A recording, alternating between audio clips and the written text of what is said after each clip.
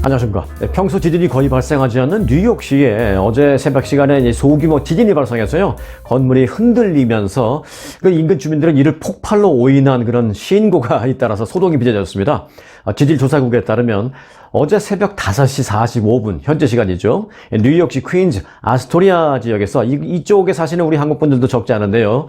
아스토리아 지역에서 규모 1.7의 지진이 발생했습니다. 이게 뭐 이제 캘리포니아 사시는 분들이 보면 에게 1.7이 무슨 지진이야, 그 정도 갖고 느낄 수도 없는데 라고 생각하실 수 있는데요. 이게 또 그게 아닙니다. 지진 발생 깊이는 일단 5km였습니다. 그러니까 진앙이 그 깊은 곳은 아니었습니다. 일단 자, 지진 발생 직후에 소방당국에는요, 지하 폭발음과 함께 건물이 흔들리는 것을 느꼈다라는 그 진앙지 부근의 그 주민들의 신고가 많이 접수됐습니다. 아니, 캘리포니아 사시는 분들은 그런 생각하시죠. 아니, 1.7 갖고 무슨 진동을 느끼고 무슨 신고를 하고 무슨 이렇게 소위 말해서 뭐 이게 호들갑이야 라고 생각을 하실 수 있는데요. 이게 이제 현재 설명을 들으면 또 이해가 됩니다. 자, 여하튼 그런 진동의 여파로 아스토리아에 인접한 그 루즈벨트 섬의 일부 건물과 또 트램이 정전되는 피해가 발생했습니다. 뭐 인명피해가 발생했다는 것은 아니고요. 인명피해나 뭐 교통수단 및 뭐 건물 구조 안정성에 대한 그런 영향은 뭐 없었다라고 뉴욕시 소방당국이 전했습니다. 그런데 연방지질조사국의 제시카 터너 박사는 이렇게 말하고 있습니다. 이번 뉴욕의 1.7도 지진은 통상 이제 사람들은 규모 2 미만의 지진은 알아채지는 못한다. 하지만 이번 뉴욕의 지진은 인구 밀도가 매우 높은 지역에서 발생해서 많은 사람들이 약하지만 그 진동을 느꼈고, 또 하지만 평소 지진을 경험해 보지 않았던 그런 사람들이었기 때문에 이것이 약간 흔들림이 이게 지진이라는 상상조차 하지 못했고, 그래서 인근에서 무슨 폭발 사고가 발생한 것이 아닌가라는 그런 생각을 많이 했다. 그래서 뉴욕의 1.7도 그런 약한 지진이 발생했을 때 현재 주민들이 그렇게 전화해서 인근 지역에서 무슨 폭발이 있는 것 같다라고 계속 신고가 많이 있었다라고 이제 설명을 그렇게 해하고 있습니다. 네, 1.7도면 사실은 캘리포니아 같으면은 뭐 잠깐 뭐 옆에 있는 사람이 움직였나 뭐 요런 정도로 아는데요. 이게 뭐 지진이라고 느낄 정도는 아닌데, 이게 이제 말씀하셨다시피 그 진앙지가 좀 낮아요. 5km면 보통 한 15km 정도 되는데, 진앙지가 지표면에서 낮은 곳에서 발생했기 때문에 1.7이라는 진도에 비해서는 조금 그래도 흔들림이 있었고, 그 약간의 흔들림을 그 현재 사는 사람들은 지진을 한 번도 겪어보지 못했기 때문에 인근에서 무슨 폭발이 있어서 그래서 움직였나 라는 그런 신고가 많았다고 합니다. 여하튼 뉴욕에서 새 연초부터 좀 새로운 경험을 했다는 그 뉴욕 주민들의 얘기가 많이 있습니다. 뭐 피해가 없으니까 그래도 다행입니다. 올해 미국 대통령 선거가 있죠. 오늘 대선에서 재선에 도전하는 이 바이든 대통령이 지난해 그 미국의 일자리가 증가했다라는 점을 내세우면서 긍정적인 새해 인사를 내놓았습니다. 자, 의회 전문 매체 더 힐이라는 매체에 따르면 이 바이든 대통령은 올해 소망에 대해서 이렇게 말했습니다.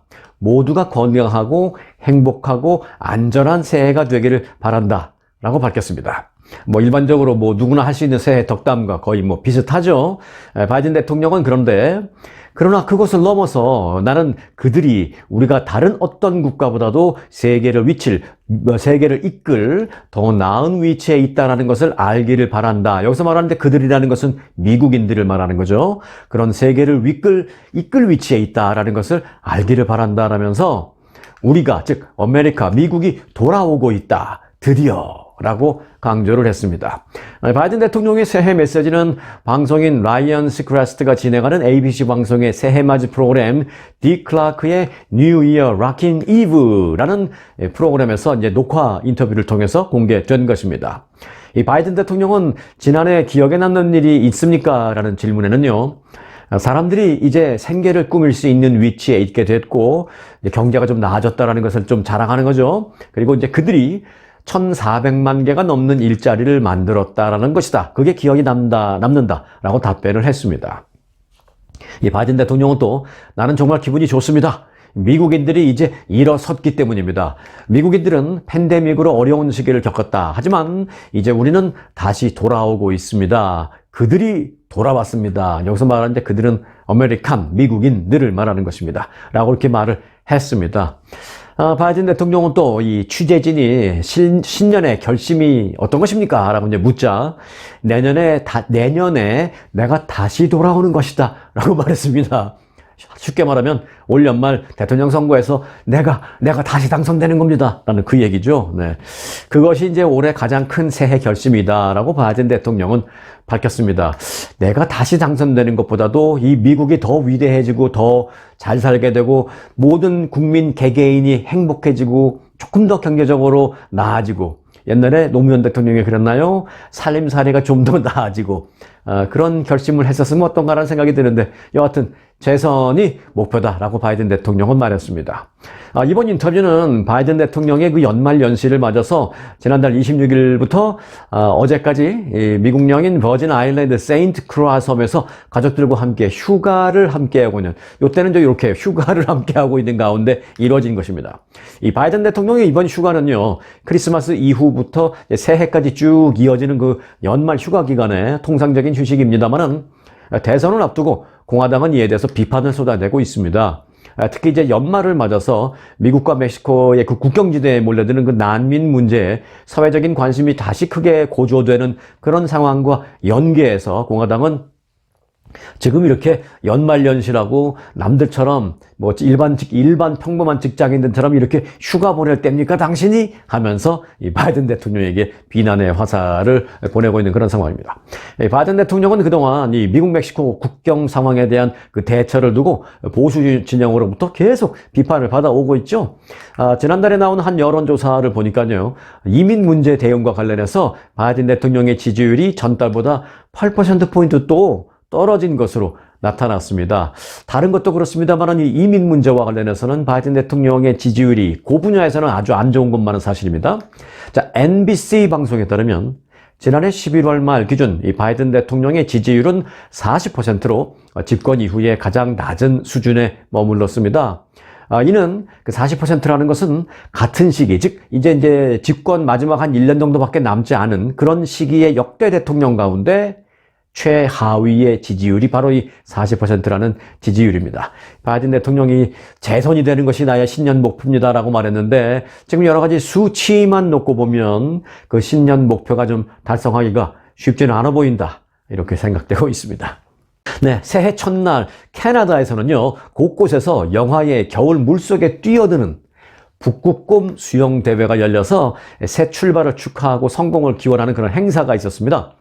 캐나다 통신에 따르면 어제 캐나다 동부 노바스코샤주 헬리팩스와 그리고 서부의 브리티시 컬럼비아주 밴쿠버, 우리 한인들도 많이 거주하는 그 밴쿠버에 이르기까지 전국 각 지역마다 수백 명의 주민들이 참가해서 수영복 차림으로 그 추운데 바다나 강, 호수로 뛰어드는 새해 맞이 행사를 벌였습니다. 캐나다의 그 북극곰 수영대회는 1920년대 이래 이어져 오고 있는 그 전통적인 축제 행사입니다. 각 지역별로 공공기관, 정부기관이나 또는 민간 단체가 이렇게 주최를 해서 계속 매년 이어지고 있습니다. 대부분 지역이 코로나19 기간 동안에는 중단했다가 올해 다시 재개한 것입니다. 그리고 이제 일부 지역에서는 이제 SNS를 통해서 주민들끼리 자체적으로 연결을 해서 모이기도 하는 그런 모습도 보였습니다. 온타리오주 토론토, 여기도 이제 한국 분들 제일 많죠. 캐나다 밴쿠버하고 토론토가 가장 많은 도시잖아요, 한국 분들. 온타리오주 토론토 인근 오크빌에서는요 850명의 캐나다 주민들이 모여서 시내 그 공원 호수로 뛰어들면서 새해를 축하했습니다. 그 추운데요. 밴쿠버보다 토론토는 얼마나 더 춥습니까? 네. 노바스코샤주 작은 마을 섹스빌에서 영하 5도 날씨에 아니고 이제 섭씨예요. 섭씨 영하 5도 날씨에 참가한 한 주부는요. 이렇게 차가운 물속에 이 추운 겨울에 하는 이런 수영은 정말 난생 처음입니다. 라면서 다른 참가자들과 함께 아주 함성을 지르면서 추위를 이겨내는 그런 모습을 보였습니다. 그 주부는 새해를 시작하는 도전으로 이 행사에 참여하는 게 아주 딱 맞는 것 같다. 행사에 참여하기를 참 잘했다라는 생각이 든다라고 그렇게 말했습니다. 물론 추운데요. 막상 좀 준비 운동 좀 철저하게 하고 그리고 확 뛰어들면 사실은 저는 이제 군대에 있을 때 그런 걸 해봤는데 이 추운 날 이제 수영복만 입고 알몸은 아니지만 수영복만 입고 이 추운 날 가만히 서 있는 것보다 오히려 물속에 들어가는 게 덜 춥습니다. 오히려 이거 뭐 경험해보지 않으면 몰라요. 이제 두 번째 그 문제는 근데 이제 물속에다가 나왔을 때 이때는 뭐 가장 춥습니다. 그러니까 이제 그때는 빨리 나와서 수건으로 빨리 물기를 닦고 따뜻한 담요나 이제 따뜻한 옷을 입는 건 중요하다라는 것입니다. 이제 철저하게 준비하면 뭐 감기 걸리지 않을 수 있으니까 이런 행사 참여해보는 것도 나쁘지 않겠습니다. 단 철저하게 좀 준비 운동을 하고 도전을 하는 것이 가장 중요하다라는 말씀을 드리겠습니다. 자, 오래 사신 분, 전 세계에서 지금 가장 오래 사는 분 중에 한 분이 올해 111세, 올해라고 하면 안 되겠네요. 뭐 결론부터 말씀드리면 며칠 전에 돌아가셨거든요. 그러니까 이제 올해를 보지 못하셨어요, 이분이. 이탈리아에 계신 분인데 111세로 이탈리아 최고령을 기록한 한 남성분이 계십니다. 이름은 트리폴리 지아니니라는 분인데요. 올해 새해를 맞이하지 못하시고 사망하셨다고 이제 영국의 일간지 가디언이 보도했습니다. 트리폴리 지아니니 씨의 아들 로마노라는 사람은 이제 SNS에 이렇게 적었어요. 아버지는 자신이 불멸의 존재다라고 믿었지만 세상에 불멸의 존재는 없지만 여하튼 아버지는 자신이 불멸의 존재다라고 믿었지만 새해 전날 바로 전날 뉴 이어스 이브 오전 9시 30분에 결국 돌아가셨습니다. 라면서 111세 133일이라는 기록적인 나이였습니다. 라고 적었습니다. 언제 태어나셨냐? 이분이 1912년생이었습니다. 1912년생으로 두 차례의 세계 대전을 다 겪은 이 지아니니 씨는 코로나19 팬데믹도 이겨내고 또 지난해 8월 111세 생일까지도 맞았습니다. 당시 그 생일 축하 자리에서 그는 그 장수의 비결로 좀 몇 가지 좀 말씀해달라라는 기자들의 질문에 와인을 곁들인 가벼운 식사와 스트레스 없는 생활이다라고 말했습니다. 담배도 피우지 않았고요. 하루하루를 아주 선물처럼 여기면서 귀중하게 살았다라는 그분의 얘기입니다. 지아니니 씨는요, 그보다 75일 먼저 태어난 프랑스인 앙드레 루트비히에 이어서 이제 유럽에서 두 번째로 나이가 많은 분이었습니다. 이탈리아의 그 지중해식 식단 유명하죠. 오랫동안 그 이탈리아 사람들 사이에서 장수의 비결로 여겨져 왔습니다. 뭐 잘 아시는 대로 뭐 올리브유, 채소, 해산물, 견과류 등을 주로 섭취하면서 이 붉은색 육류는 적게 먹는 방식인데 이 지중해식 식단은 오랫동안 이탈리아 사람들이 즐겨 먹는 장수 식단, 소위 건강 식단. 그러면서 이제 공식 이름으로는 뭐 지중해식 식단 뭐 이렇게 이제 알려져 있습니다. 우리 사실 그 한국인들도 이제 언제부턴가 이 지중해식 식단에 큰 관심을 보이고 있는 게 사실입니다. 하지만요, 이 지중해식 식단이 정확하게 과연 이제 무엇을 말하는 것일까? 그리고 지중해에서 나오는 그런 음식을 먹는 게 그게 지중해 식단인 걸까? 아니면은 지중해 지역에 사는 사람들이 먹는 그런 음식을 지중해식 식단이라고 말하는 걸까? 조금 좀 헷갈리시죠? 자, 이런 궁금증은요, 잠시 후에 오늘 그 보너스 뉴스에서 제가 정확하게 전해드리려고 합니다. 그리고 플러스 알파, 보너스 속의 보너스라고 할까요? 네. 한국식 지중해 식단도 요즘 그 한국에서는 화제를 낳고 있습니다. 그 한국식 지중해 식단은 뭔지까지 잠시 후 보너스 뉴스에서 전해드리도록 하겠습니다. 구독 아직 안 하신 분들은요, 지금 구독해 놓으시고 잠시 후에 보너스 뉴스까지 함께 하시기 바라겠습니다. 자, 참고로 그렇게 그 지중해식 식단으로 먹는 그 이탈리아 사람들, 이탈리아 그 통계청에 따르면 지난해 이탈리아의 100세 이상 인구는 22,000명으로 사상 최고치를 지금 기록했다라는 전언입니다. 자, 잠시 후 보너스 뉴스 기대해 주시기 바라겠고요. 자, 몇 가지 뉴스를 조금만 더 전해드리겠습니다. 미국에서 그 새해 첫날 이 8억 달러가 넘는 이 복권 대박이 터졌습니다. 새해 첫날 1월 1일 날. 미시간주에서 판매된 그 파워볼 잭팟 복권 한 장이 새해 맞이 그 추첨이 있었는데 그 새해 맞이 추첨에서 6개의 번호가 모두 일치되는 1등에 당첨이 됐다는 소식입니다. 당첨금은 8억 4,220만 달러로 이 파워볼 역사상 5번째로 많은 액수였습니다. 미국 복권 역사에서는요, 10번째로 많은 액수가 이제 이번 액수였습니다. 이 파워볼이라는 것은 뭐 미국에 사시는 분들은 다 아시지만 또 복권에 관심이 딱히 없으신 분들은 나는 뭐 로또가 뭔지 스크래치가 뭔지 파워볼이 뭔지 관심 없어 하시는 분들도 사실 많이 계세요. 그런데 뭐 어차피 뉴스를 전해드렸으니까 조금 설명을 드린다면 파워볼이라는 것은 이제 전국적으로 시행되는 겁니다. 캘리포니아 같은 경우에는 뭐 캘리포니아 로또가 따로 있지만 이 파워볼은 전국구 단위입니다. 전국 단위. 네. 파워볼은 이제 1992년 이 복권이 시작된 이래 새해 첫날에 파워볼이 터진 것은 이번이 처음이다라는 얘기입니다. 당첨자는 4억 2,520만 달러를 한 번에 그냥 일시불로 수령하는 소위 현금 옵션을 선택할 수도 있고 29년 동안 나눠 갖는 것도 선택을 할 수가 있습니다. 이 당첨자는 당첨금을 말씀드린 대로 29년에 걸쳐서 이제 분할 지급받을 수도 있지만 대부분의 경우는요. 당첨금보다 훨씬 적은 액수지만 이제 세금을 다 떼니까 한 60% 정도로 확 줄어들죠. 그럼에도 불구하고 그 줄어든 액수이긴 합니다만은 일시불로 받는 옵션을 거의 대부분의 당첨자들이 선택을 한다라는 얘기입니다. 이 파워볼 1등 당첨금이 역대 5번째로 커진 것은 이번이었는데 이제 2달 이상 1등 당첨자가 계속해서 나오지 않고 누적돼서 쌓였기 때문에 이렇게 당첨금이 높아진 것입니다. 새해 1월 1일 소위 대박을 터뜨렸습니다. 이 사람. 자, 겨울철을 맞아서 남가주 등 미 전역에서 이 코로나19 확진자가 늘고 있는 가운데 LA 카운티 내 그 의료시설에서 마스크 착용 의무화가 다시 시작됐습니다. LA 카운티 보건국은 코로나19 위험 수준이 낮음에서 이 로우에서 그 미디움, 중간 단계로 공식 상향 조정됐다라면서 의료시설에서 의료인, 그리고 이제 병원 직원, 그리고 방문자들이 모두 마스크를 의무적으로 써야 한다라는 이 마스크 의무화 정책을 다시 시행한다라고 밝혔습니다. 이 같은 위험 수준은 CDC가 제시한 기준에 따라서 코로나19로 인한 그 병원 입원 건수, 그리고 이제 병원에서 코로나19 환자가 사용하고 있는 병상의 숫자, 또 지역 내의 코로나19 신규 확진자 숫자 등등을 종합적으로 반영해서 결정된 것입니다. UCLA의 애니 리모인 교수는 예전보다 전염성이 더 높은 이 변종 바이러스가 연말연시 모임 증가, 그리고 이제 추운 날씨로 인해서 야외보다는 대부분의 어떤 모임이나 활동이, 행사 등등이 실내에서 이루어지고 있다라는 여러 가지 요인을 한꺼번에 만나서 지금 급격히 확산되고 있는 상황이다라고 분석을 했습니다. 자, 이번 그 마스크 의무화 착용 결정에 따라서 의사나 간호사 등 그 의료진은 환자를 상대하는 경우에 반드시 마스크를 착용해야 하고요. 의사와 간호사뿐만이 아니라 병원에서 일하는 모든 직원, 또 병원에서 들락날락하는 방문자 등등도 반드시 마스크를 착용해야 된다라는 것, LA 카운티에서는 일단 의무화가 됐다. 이 말씀 드리겠습니다. 세계에서 가장 비싼 기업, 애플입니다. 이 애플의 주가가요, 새해 첫 거래일인 어제 투자은행의 부정평가 때문에 이제 휘청거리는 그런 모습을 보였습니다.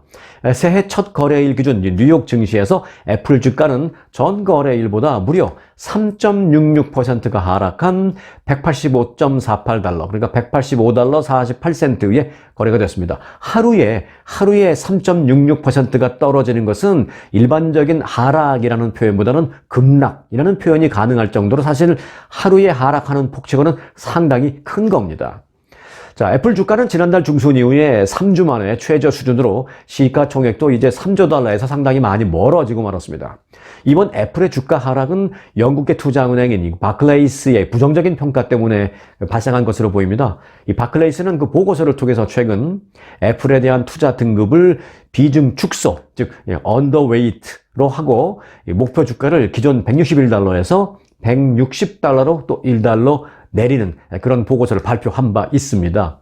이 바클레이스의 한 분석가는 현재 아이폰 15의 판매 부진, 그리고 특히 중국에서의 판매 부진이 있는데, 중국에서의 판매 부진은 올해 새로 나올 아이폰 16의 판매 부진을 미리 예고하고 있는 것이나 마찬가지다라면서 이는 애플의 그 판매 전반적으로 적용될 것 같다, 영향을 받게 될 것 같다, 이렇게 말하면서 그래서 이 바클레이스가 이 애플에 대한 보고서를 좀 하향 조정했다라는, 부정적인 평가로 보고서를 만들었다라는 이유를 설명했습니다. 그런데 또 모르죠. 이렇게 하루에 막 3.66% 팍 떨어지고 나면 그 다음날 큰손들이 들어가서 또 막 사잖아요. 그래서 이게 어쩔 때 보면 이런 부정적인 보고서, 긍정적인 보고서, 이런 게 과연 정말 정직한 걸까? 신뢰할 수 있는 것인가라는 생각이 들 때도 많습니다. 이런 부정적인 보고서 한 장 탁 내놓으면 주가가 급락하잖아요. 급락하고 나면 갑자기 다음날 큰 손이 들어가서 떨어진 그 가격의 주가를 확 사들입니다.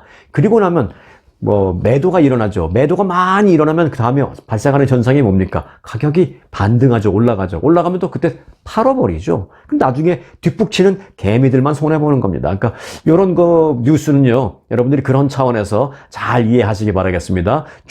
주식은 절대 뉴스를 보고 사시면 안 됩니다.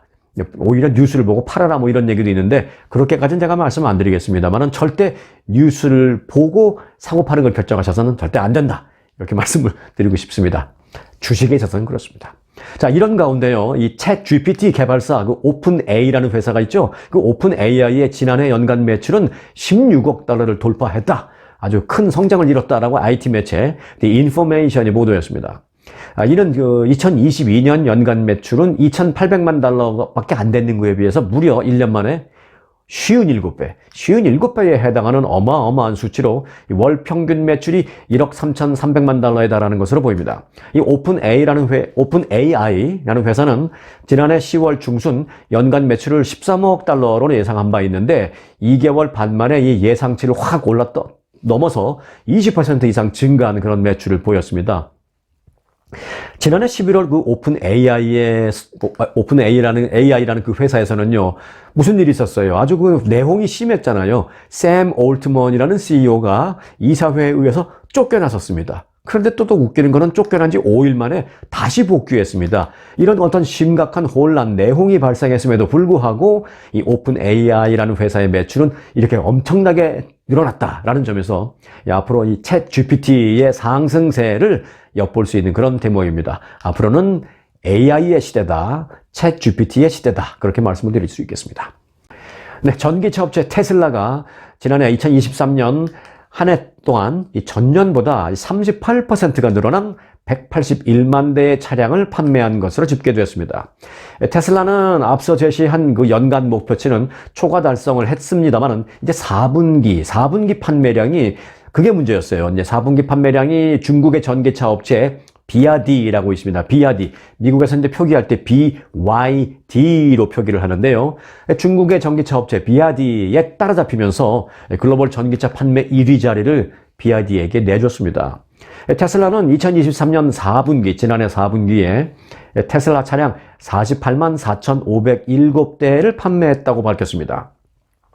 지난 한 해 그 연간으로는 총 180만 8,581만 대를 판매해서 전년 대비 38% 증가한 아주 괜찮은 그런 성적을 올렸습니다. 그럼에도 불구하고 이제 문제는 지난해 4분기에 따라잡혔다는 거죠.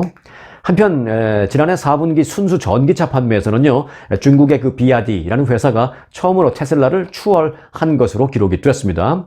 비아디는 지난 1일 판매 실적을 공개했는데요, 작년 4분기 순수 전기차 판매량이 52만 6,409대 라고 밝혔습니다. 쉽게 보면 이제 52만 6천 대, 비아디의 분기별 순수 전기차 판매량은 50만 대를 넘어선 것으로 됐는데 50만 대를 넘어선 것은 이번이 처음이라고 합니다. 비아디가. 테슬라의 인도량 작년 얼마나 그랬죠? 제가 48만 4천 대 정도라고 말씀드렸는데 이거를 비아디가 확 제낀 겁니다. 언제? 작년 4분기 때부터 제끼면서 연간 총 판매량도 이겨버린 것입니다. 비아디는 작년 3분기 기준 총 이익률에 있어서도요, 테슬라를 제친 그런 상태입니다. 블룸버그 통신은 비아디는 중국에서 출시한 다양하고 그리고 비교적 저렴한 그런 모델에 힘입어서 전기차 부문 새로운 국제 1위사로 등극하고 있다라고 평가를 했습니다. 기억해 놓으시기 바라겠습니다. 중국의 전기차 회사 비아디, 그리고 영어로는 BYD로 표기하면 다 구글 검색이 가능합니다. 네, 텍사스주의 그 이민자 밀어내기에 골머리를 앓아온 뉴욕시가 이민자들이 탄 버스 진입 규제에 나섰죠. 그런데 그러자 이제 텍사스주가 이민자들을 뉴욕이 아니라 뉴욕까지 안 가고 뉴욕과 인접한 뉴저지주에 다 내려놓고 가버리는 그런 방식으로 규제를 회피하고 있습니다. 뉴욕타임스에 따르면 지난달 30일부터 지금까지 이민자 약 450명을 태운 버스 13대가 뉴저지주에 도착했습니다. 이들 버스는 루이지애나주에서 출발한 한 대를 제외하고는 모두 텍사스주에서 출발한 버스이며 시카고스, 테노드, 에디슨, 트렌턴 등 그 뉴저지주 내의 그 교통 요지에 도착해서는 이민자들을 다 내려놓고 다 그냥 텍사스로 가버린 그런 상황이었습니다.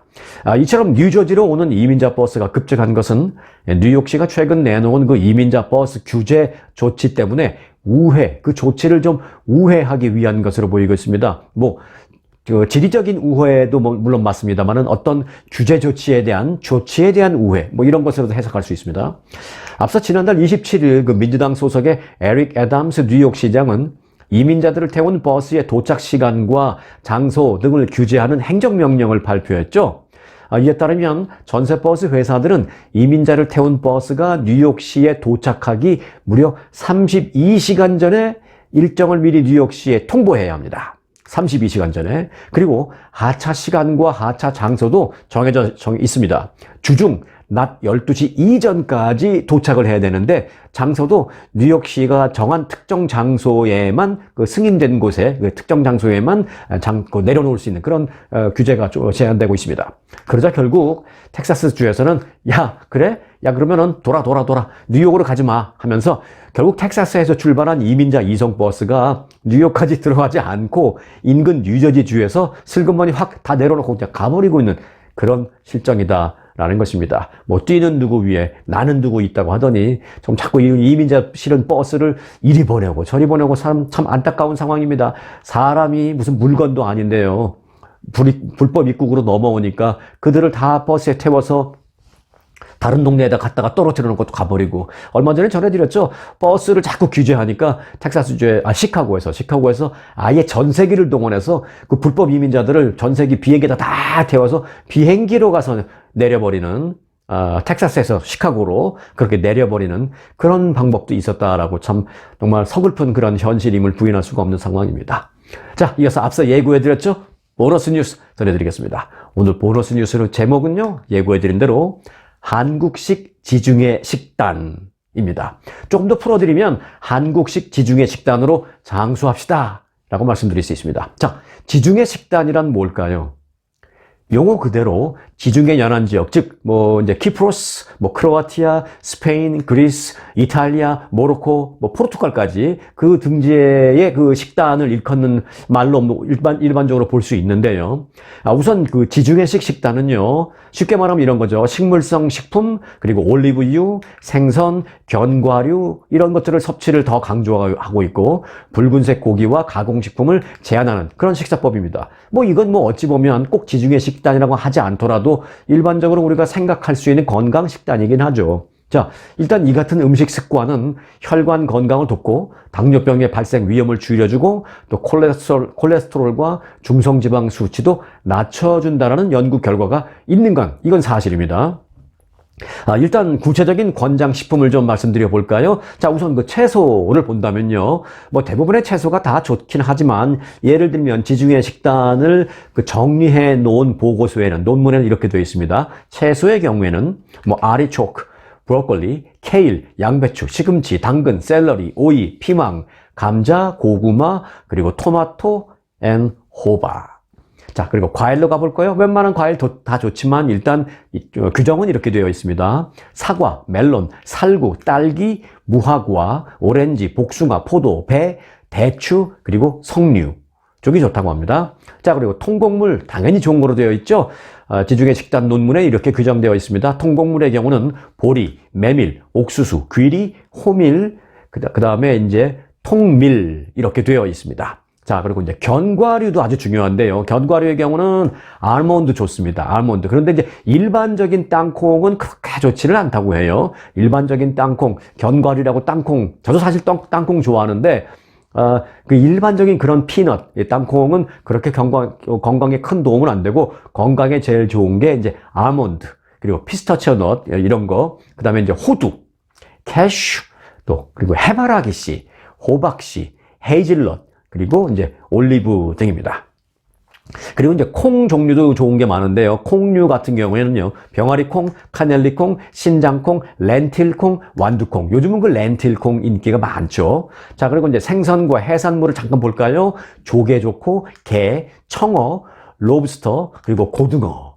제가 제일 좋아하는 게 고등어입니다. 그리고 이제 홍합, 굴, 연어. 연어도 좋죠. 연어는 근데 생으로 먹는 거, 일식집에서 회, 연어는 제가 잘 안 먹고, 익힌 연어 스테이크 이런 건 제가 좋아합니다. 어디까지 했죠? 예, 다시 할게요. 고등어, 홍합, 굴, 연어, 정어리, 농어, 새우, 참치, 문어, 송어. 좋다는 권장이 나와 있습니다.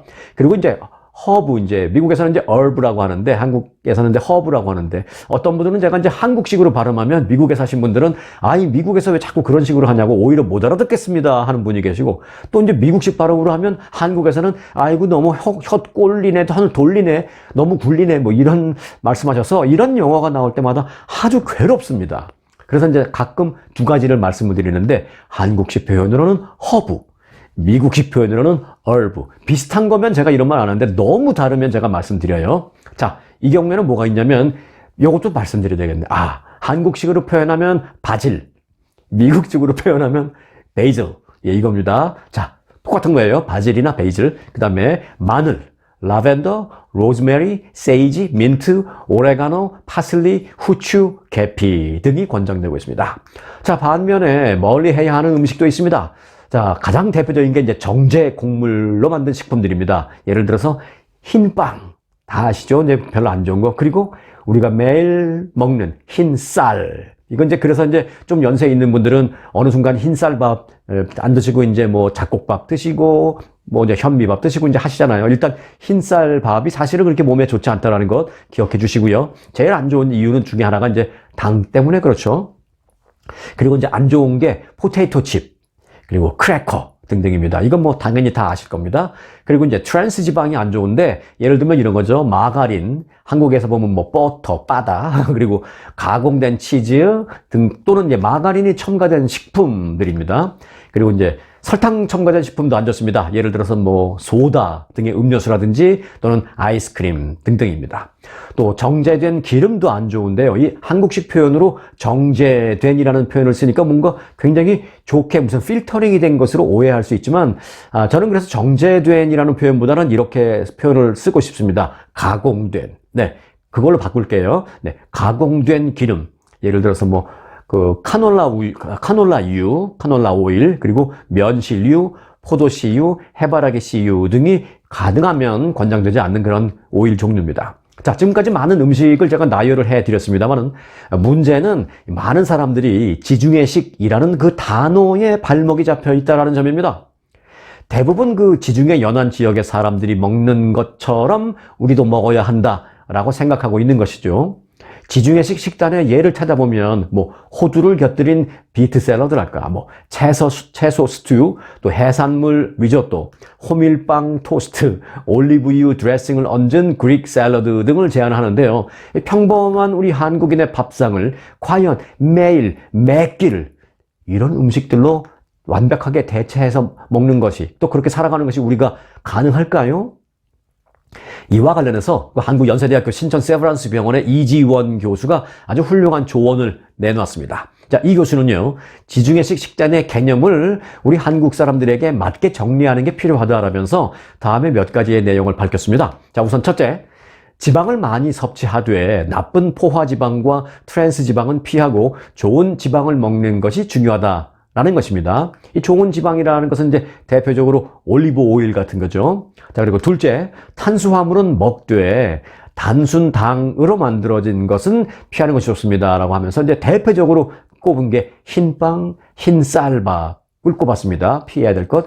그리고 이제 섬유질과 미네랄이 많이 포함된 전곡류를 많이 먹을 것, 즉 보리, 메밀, 옥수수, 귀리, 통밀, 현미 등을 선호하라는 것입니다. 이런 정도면 우리 한국 사람들도 뭐 매일 먹을 수도 있죠. 뭐 현미밥을 먹을 수도 있고 통밀 같은 것도 먹을 수 있으니까. 자, 그리고 세 번째, 이제 한국 분들이 쉽게 접근할 수 있는 그런 음식들입니다. 자, 세 번째, 항산화 물질과 비타민, 미네랄이 풍부한 채소와 과일을 많이 먹는 것을 압축할 수 있다고 합니다. 항산화, 몸이 산화되는 것을 막아주는 거죠. 그런 항산화 물질과 비타민, 그리고 이제 나이가 좀 있어서 가장 중요한 것 중에 하나가 이제 미네랄인데, 그런 게 이제 풍부한 채소, 과일을 수시로 먹는 것으로 압축할 수 있다라고 했습니다. 그런 과일 같은 것은 우리 한국인들이 하루에 한 번, 두 번씩 먹는다고 해서 거부감이 있을 수는 없으니까. 자, 이 교수는요, 나라마다 특성이 다르기 때문에 전 세계 사람들에게 다 좋다고 해도 우리 한국 사람들에게 안 맞으면 꼭 좋은 것은 아니다 라면서 한국 사람에게 잘 맞아야 하고 우리 문화에도 맞아야 한다 라면서 이 지중해식의 핵심 개념을 염두에 두면 지중해에 가지 않아도 한국형 건강식이 얼마든지 가능하다라고 말했습니다. 그 핵심 개념만 우리가 맞추라는 것이죠. 꼭 이 음식, 저 음식이 아니라 핵심 개념. 자, 이른바 한국식 지중해식, 소위 코리안 스타일 메디테레니안 다이어트라고 합니다. 이런 게 필요하다면서 이를 줄여서 이 교수는 KMD라고 발표를 했습니다. 코리안 스타일 메디테레니안 다이어트. 이 다이어트가 뭐 이제 한국에서 쓰일 때는 뭐 살 빼는 것만 생각하는데 사실 미국에서 이 다이어트라는 것은 살 빼는 걸 얘기하는 게 아니라 미국에서 말하는 이제 다이어트라는 것은 이제 우리가 먹는 음식 먹는 습관 또는 먹는 패턴, 뭐 먹는 것, 뭐 이런 것들을 얘기하죠. 먹는 것이라고 해서 이제 음식을 말하는 게 아니라 먹는 행위. 뭐 이런 것을 이제 다이어트라고 말하죠. 그래서 코리안 스타일 메디테레니언 다이어트, 한국식 지중해 음식 섭취법 뭐 이런 걸 발표했습니다. KMD. 언제 시간이 되면 이 KMD, 즉 한국인에 맞는 한국식 지중해 식단을 보다 자세하게 좀 여러분들에게 전해드리겠습니다. 자, 오늘 영상은 여기까지입니다. 지중해 식단보다는 더 중요한 게 있죠. 바로 스트레스 안 받는 것. 그것도 여러분들 각별히 신경 쓰셔서요. 우리 구독자님들 모두 올 한 해 건강하시길 바라면서 스토리가 있는 뉴스, 스토리 뉴스 마칩니다.